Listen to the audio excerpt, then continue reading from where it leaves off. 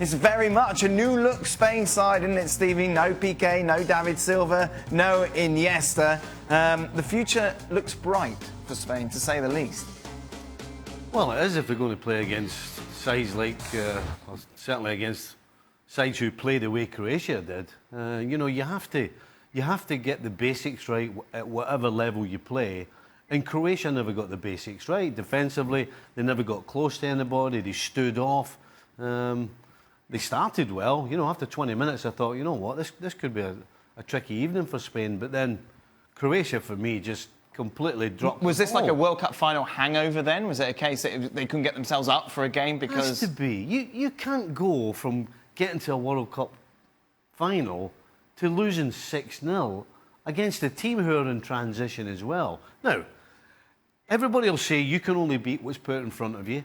And what was put in front of Spain today, they completely, for the last hour of the game, tore them apart. I mean, you talk about nice passing, you talk about nice moving, they took the goals well. I mean, this could have been 10-0. So, listen, you have to give Spain great credit, but you have to also think, hold on a second, what was going on with Croatia?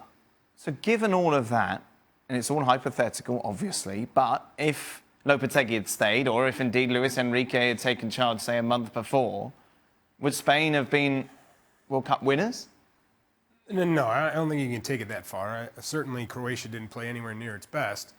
But I think what Luis Enrique has done with this team already in this short period of time has really made a difference. You could see the shape defensively. They clogged up the middle, didn't allow Croatia to play comfortably through. Certainly, there was no Luka Modric, would have helped that process. But it was a Spanish side that was always on the front foot. They weren't afraid to push higher up. They weren't afraid to change things up at the same time. The ability to look in behind and play in behind for Spain was much better. They switched the field of play quite a bit. And they also used the width. I mean, when they got down to the end line, they didn't decide to turn around and play it back and then back around and then back around and then back around and finally get to the other side and then do it again.